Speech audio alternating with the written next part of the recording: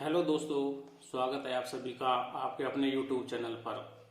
दोस्तों, पिछले वीडियो में हमने चतुर्भुज की कुछ बेसिक जानकारियां प्राप्त की थी। अब हम उन्हीं जानकारियों के आधार पर कुछ क्वेश्चंस हल करते हैं। आगे अगर थ्योरी से रिलेटेड और कुछ पॉइंट्स कुछ क्वेश्चंस में आएंगे तो हम आपको तब बताते जाएंगे। तो दोस्तों स्टार्ट करते हैं कुछ क्वेश्चंस, जिससे आपकी थ्योरी और क्वेश्चन दोनों ही क्लियर हो पाए। दोस्तों प्रश्न पढ़ेंगे। प्रश्न नंबर 1, ABCD एक समचतुर्भुज है जिसमें कोण ACB बराबर 40 है। तो कोण ADB ज्ञात हमें करना है। दोस्तों देखिए, इसकी सभी भुजाएं समान हैं। ये ABCD एक समचतुर्भुज है, इसका मतलब इसकी सभी भुजाएं लंबाई में समान होंगी।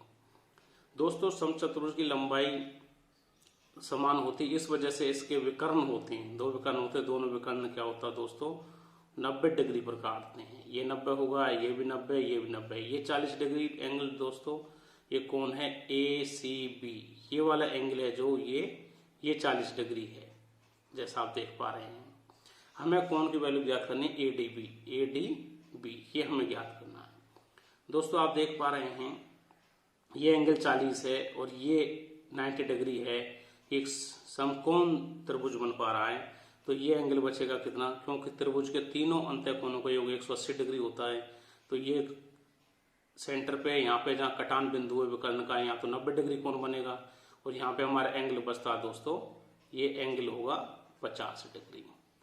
दूसरा दोस्तों आप देखिए, इसमें जेड शेप बनती है, जेड शेप इस तरीके से बनेगी ये।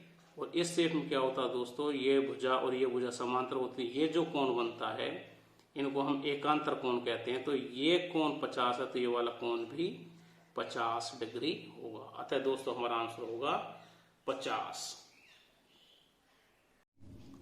दोस्तों नेक्स्ट क्वेश्चंस की बात करते हैं। जैसा कि आप स्क्रीन पर देख पा रहे हो, चतुर्भुज PQRS की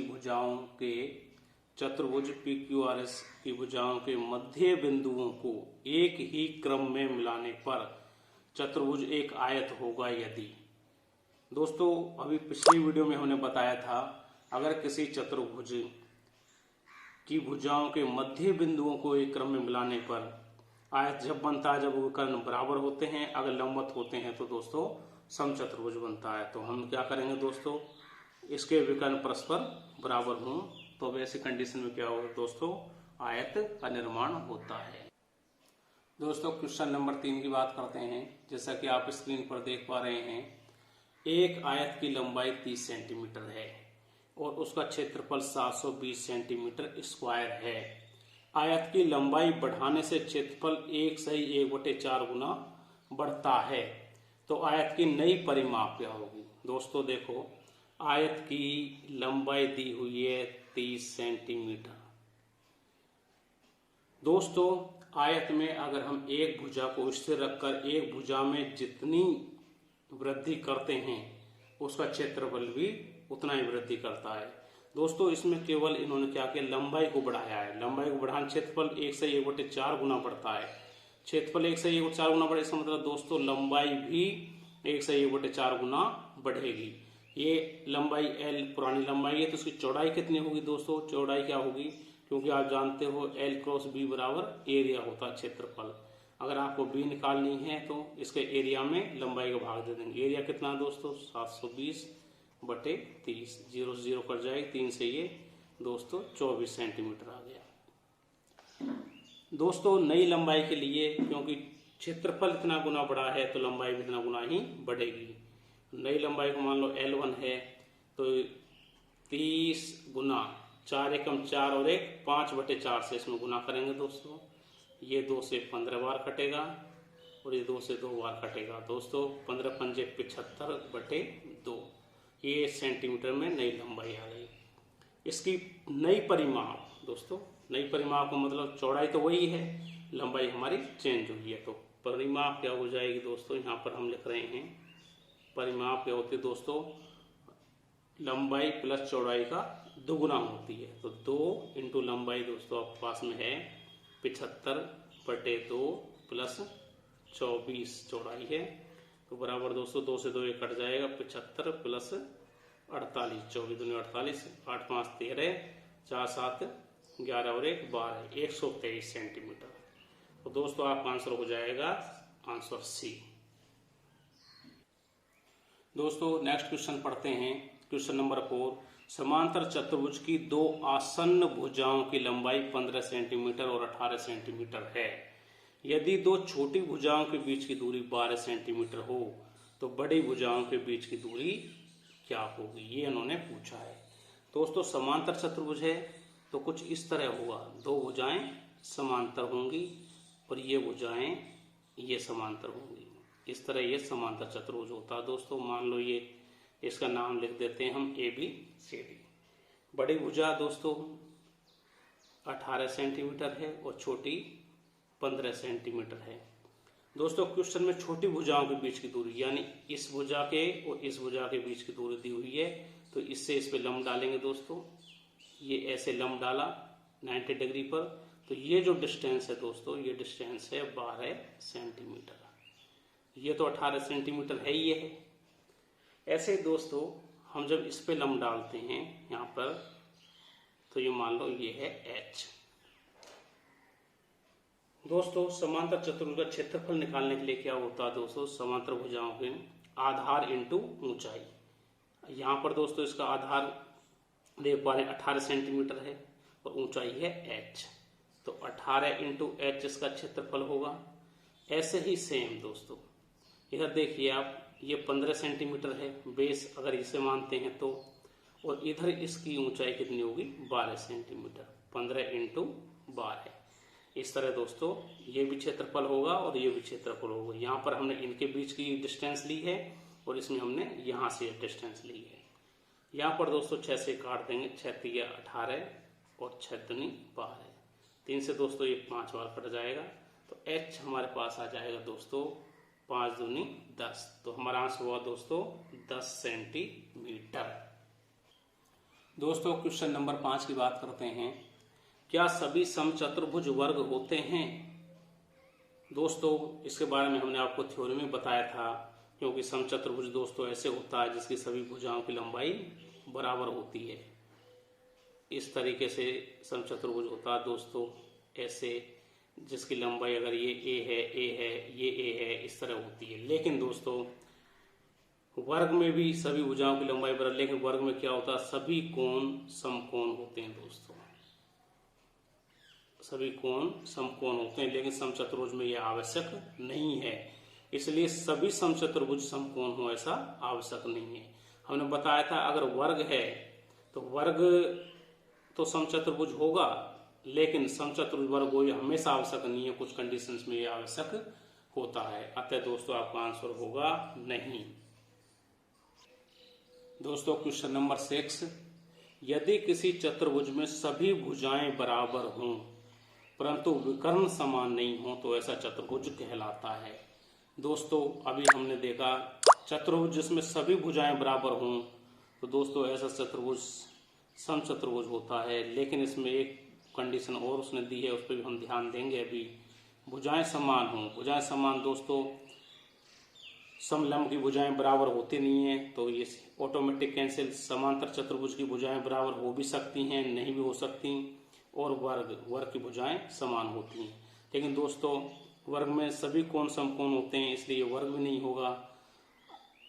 दोस्तों विकर्ण समान नहीं हो, अगर विकर्ण समान हो, विकर्ण समान होने पर यह बन जाता है दोस्तों आयत। अगर विकर्ण समान नहीं हो तो दोस्तों इस स्थिति में सिर्फ एक ही चतुर्भुज बनता है और वो होता है समचतुर्भुज। क्योंकि भुजाएं समान है इसलिए समांतर भी नहीं होगा। समचतुर्भुज ही चतुर्भुज जो है सभी भुजाएं बराबर हों और विकर्ण बराबर नहीं हो। विकर्ण बराबर होंगे तो ये आयत बन जाएगा। दोस्तों क्वेश्चन नंबर 7 की बात करते हैं।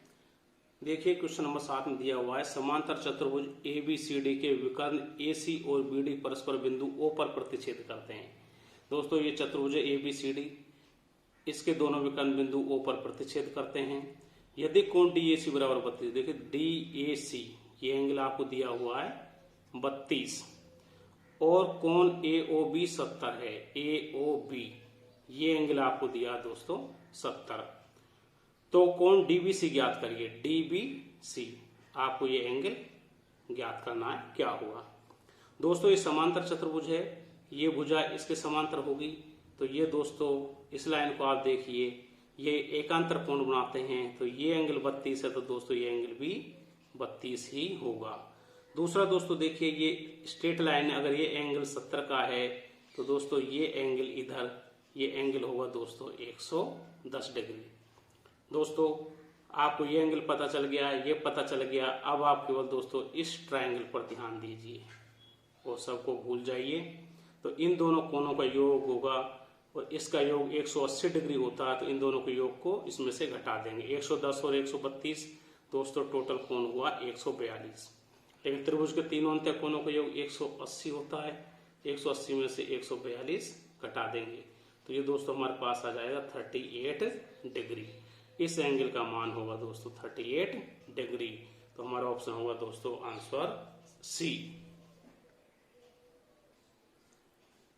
क्वेश्चन नंबर 8, एक समांतर चतुर्भुज एबीसीडी के विकर्ण बिंदु O पर प्रतिच्छेद करते हैं।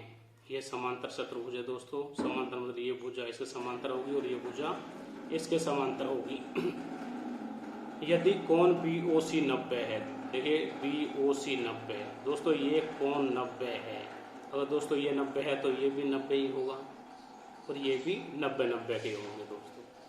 और कोण BDC बराबर 50 हो, कोण BDC ये एंगल आपको दिया है 50 डिग्री। तो कोण OAB ज्ञात करना है आपको, OAB यानी ये एंगल आपको ज्ञात करना है। दोस्तों सबसे पहले देखिए ये एंगल 90 डिग्री है, ये 90 डिग्री है, ये भी और ये भी 90 डिग्री है, क्योंकि ये समकोण पर काटते हैं, इन दो पर प्रतिच्छेद करते हैं और BOC इन्होंने 90 डिग्री दिया हुआ है। अब दोस्तों इसको आप गौर से देखिए, इसको, इस विकर्ण को और इसको। दोस्तों ये एंगल 50 है, तो एकांतर कोण दोस्तों मैंने त्रिभुज में भी बताया है, ये आपको बार बार काम आएगा, तो इसको आप दोबारा पढ़ लीजिए, याद हो तो बहुत अच्छी बात है। ये 50 होगा तो दोस्तों ये एंगल भी 50 होगा। ये 90 डिग्री है तो दोस्तों ये एंगल भी 90 डिग्री होगा, जैसा आप जानते हैं। अब केवल इस त्रिभुज पर ध्यान देंगे, फोकस करेंगे। इस त्रिभुज के तीनों आंतरिक कोणों का योग होगा दोस्तों 180 डिग्री। ये त्रिभुज की प्रॉपर्टी है। त्रिभुज के दो कोण कितने हैं, ये 90 है, तो इन दोनों का योग 90 होगा। ये 50 है दोस्तों, ये एंगल कितना बचा, 90 माइनस 50 इज इक्वल टू 40। तो इस एंगल का मान होगा दोस्तों 40 डिग्री। आपका answer C is correct answer. दोस्तों नेक्स्ट क्वेश्चन पर चलते हैं। क्वेश्चन नंबर 9, एक फर्श की लंबाई चौड़ाई से 20 मीटर अधिक है। दोस्तों ध्यान देना, लंबाई चौड़ाई से 20 मीटर अधिक है। मान लो अगर इसकी चौड़ाई b है तो इसकी लंबाई क्या होगी दोस्तों, b + 20, क्योंकि चौड़ाई से 20 मीटर अधिक है इसकी लंबाई। ठीक है दोस्तों। और b मान लो अगर x है तो ये क्या हो जाएगा दोस्तों, हमारा x + 20। उसके फर्श का क्षेत्रफल तब भी अपरिवर्तित रहता है जब लंबाई 10 मीटर कम और चौड़ाई 5 मीटर बढ़ा दी जाती है। दोस्तों एक कंडीशन तो ये है, यहाँ पे इसका क्षेत्रफल क्या होगा, क्षेत्रफल होगा दोस्तों L × B। इसका मतलब दोस्तों L कितना है, x + 20 और इंटू B क्या है, x। यहाँ तो क्षेत्रफल दोस्तों ये होगा। दूसरी स्थिति में दोस्तों देखिए, लंबाई 10 मीटर कम, यानी पहले लंबाई कितनी थी, पहले लंबाई x + 20 थी, इसमें से 10 कम कर दी तो लंबाई हमारी कितनी हो जाएगी, x + 10। और चौड़ाई क्या हो जाएगी दोस्तों, चौड़ाई 5 मीटर बढ़ा दी जाती है। चौड़ाई पहले कितनी थी, x थी, तो चौड़ाई बढ़ा दी जाती है तो 5 ये चौड़ाई हो जाएगी। इस स्थिति में इसका क्षेत्रफल होगा दोस्तों x + 10 इंटू x + 5। प्रश्न में कहना है कि फर्श का क्षेत्रफल दोनों स्थिति में अपरिवर्तित रहता है। तो दोस्तों अपरिवर्तित रहता है, इसमें मतलब दोनों बराबर होंगे, इनका गुना कर देते हैं। यहाँ करिए दोस्तों, x² + 20x बराबर क्या होगा, इनका गुना करेंगे दोस्तों, x² + 10x + 5x + 50। दोस्तों ये 20x है, ये 10 और 5 15x है, 15x 20x में कट जाएंगे, x² से x² कट जाएगा, तो यहाँ बचेगा दोस्तों 5x। 10 और 5 15 x कट जाएंगे और इधर बचेगा दोस्तों 50। तो x बराबर आ जाएगा दोस्तों 10। x बराबर 10 है, क्षेत्रफल हमें ज्ञात करना, तो x की वैल्यू हम यहाँ पर रख देंगे। तो क्षेत्रफल आ जाएगा हमारा दोस्तों 10 प्लस 20 इंटू 10, यानी 10 और 20 30 इंटू 300 हमारा मीटर है, तो इसे मीटर स्क्वायर में लिख देंगे। 300 मीटर स्क्वायर हमारा आंसर इज करेक्ट। दोस्तों दूसरा, इसको अगर सॉल्व नहीं करो गलती हो करने के लिए, तो इसका एक तरीका और है दोस्तों। ये दोनों बराबर हैं तो इनको ऐसे लिख लीजिए, x प्लस 20 इंटू एक्स बराबर x plus 10 into x plus 5। दोस्तों लंबाई और चौड़ाई में परिवर्तन एक 10 मीटर का होता है, 5 मीटर का। इन दोनों वैल्यूज को इसमें एक बार रख के देख लीजिए, आपको सॉल्व नहीं करना पड़ेगा। तो दोस्तों इसके लिए आप देखिए, अगर हम 5 रखते हैं तो 5 और 20 25, 25 पंजे 125 बराबर 5 यहाँ रखेंगे 15 और ये हो जाएगा 10 यानी 150। ये सेटिस्फाई नहीं कर रहा।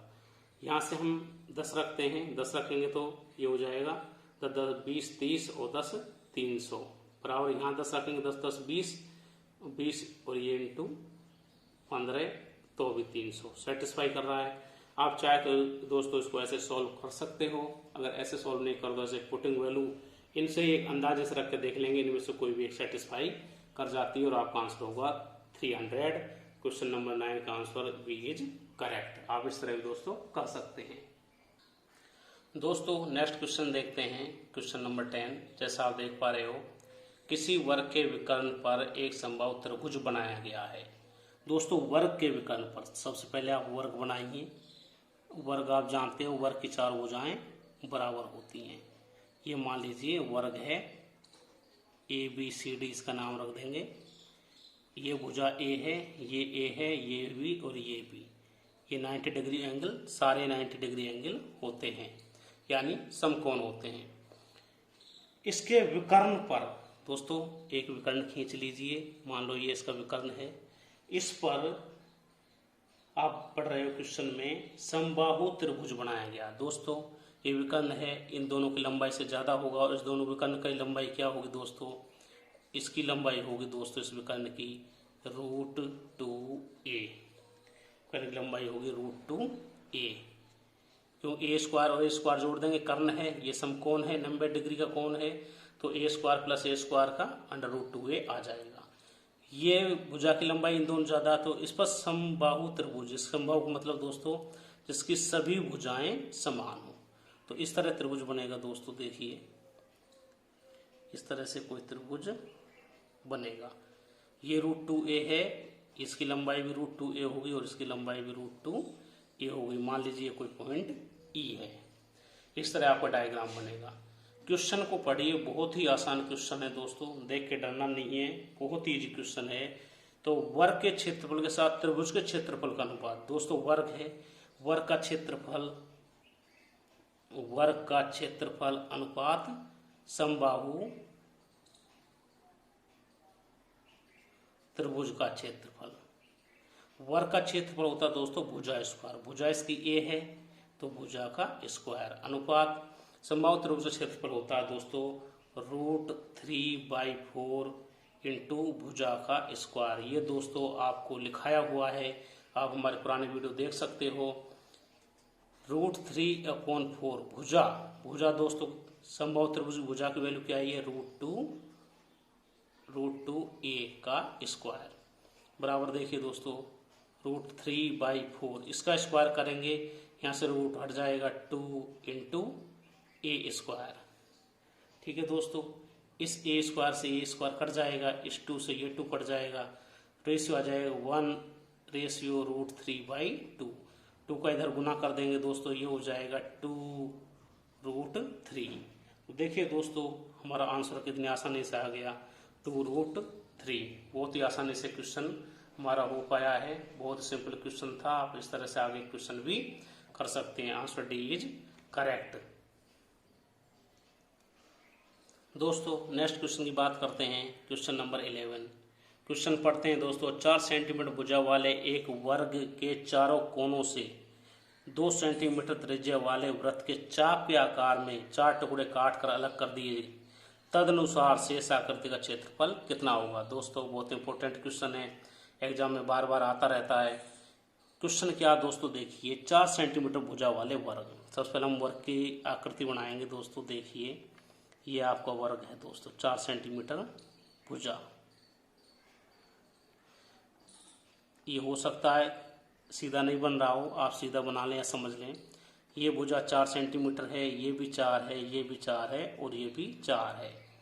कोनों से 2 सेंटीमीटर त्रिज्या वाले वृत्त के चाप, देखिए ये 4 है, यहाँ पर 2 होगा, मिड पॉइंट पर यहाँ 2, यहाँ 2, यहाँ 2।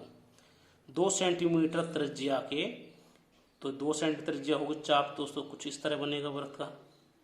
दिया है कोनों से बनाना है, ऐसे दोस्तों इस कोने से 2 सेंटीमीटर, 2 सेंटीमीटर यहाँ आएगा, यहाँ से चाप लेंगे ये इस तरह आएगा। ऐसे दोस्तों यहाँ से चाप लेंगे तो इस तरह आएगा, और यहाँ से चाप लेंगे तो इस तरह आएगा। ये दोस्तों काट के इन्होंने बाहर कर दिए, इनको अलग कर दिया इन्होंने। अब दोस्तों हमें क्षेत्रफल जो निकालना, शेष आकृति, शेष आकृति है दोस्तों हमारी ये, इस शेष आकृति का क्षेत्रफल ज्ञात करना है।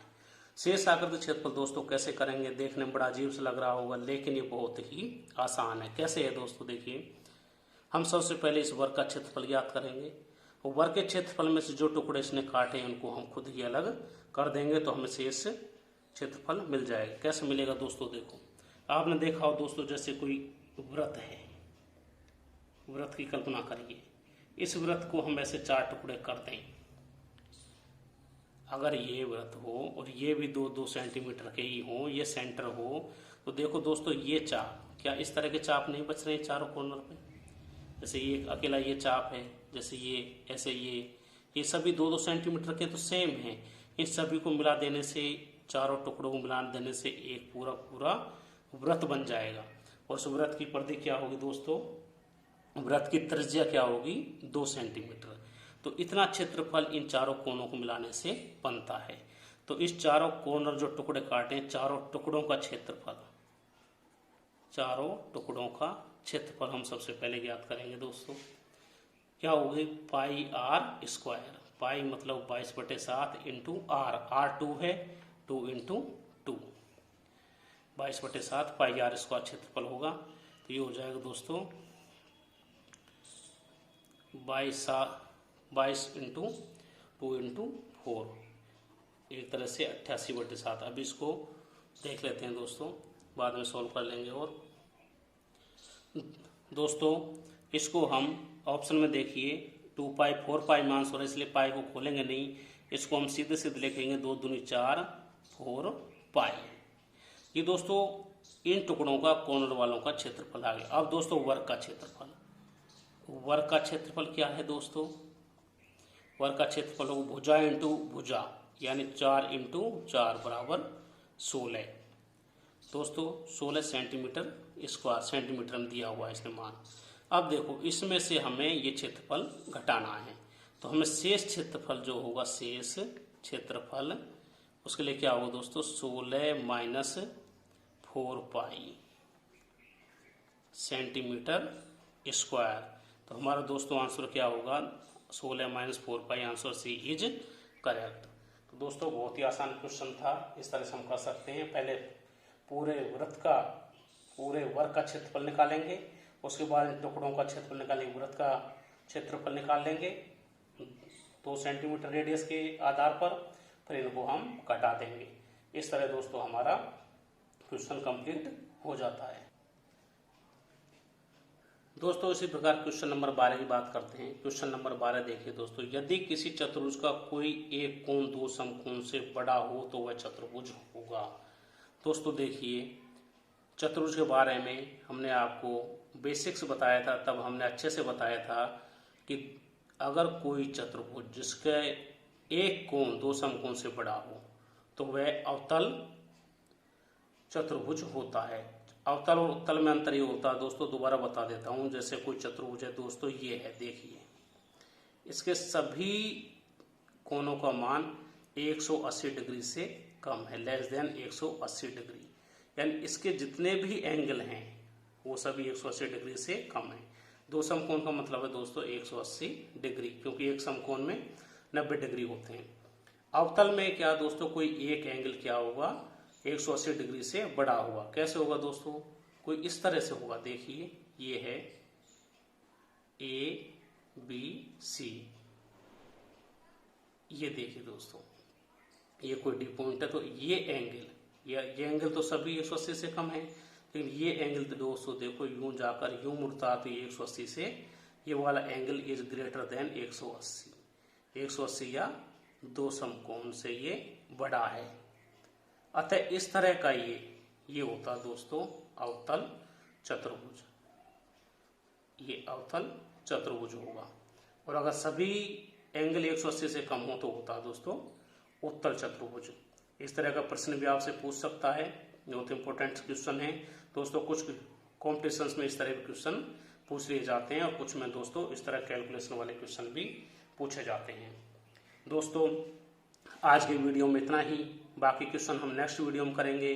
और दोस्तों आपको वीडियो कैसा लगा हमें ज़रूर बताइए, और वीडियो को दोस्तों शेयर करिए, लाइक करिए, और जो भी कमियां हों या जो भी सुझाव हों आप हमें ज़रूर बताइए, जिससे कि हम वीडियो को और अच्छा बना सकें, आपके लिए हम और बेटर सामग्री ला सकें। दोस्तों जितने भी क्वेश्चन मैं करवा रहा हूँ ये सभी इम्पोर्टेंट क्वेश्चन हैं, या एक तरह से आप कहो तो बेसिक क्वेश्चन हैं, क्योंकि इस तरह के क्वेश्चन बार बार एग्जाम्स में पूछे जाते हैं। ये क्वेश्चन आपको रिपीटेड क्वेश्चन, जो कि एक क्वेश्चन कई बार इधर उधर कई एग्जाम्स में आ जाता है। हो सकता है दोस्तों क्वेश्चन के आधार पर आपको कुछ क्वेश्चंस मिल जाएं या इससे मिलते जुलते मिल जाएं, तो मुझे बहुत खुशी होगी। दोस्तों इसी तरह पढ़ते रहिए, आगे बढ़ते रहिए, और अपने दोस्तों को भी अपने साथियों को बताइए, और जो भी कमियां मेरे लायक हों सुधारने वो मुझे बताइए। आपका वीडियो देखने के लिए बहुत बहुत धन्यवाद।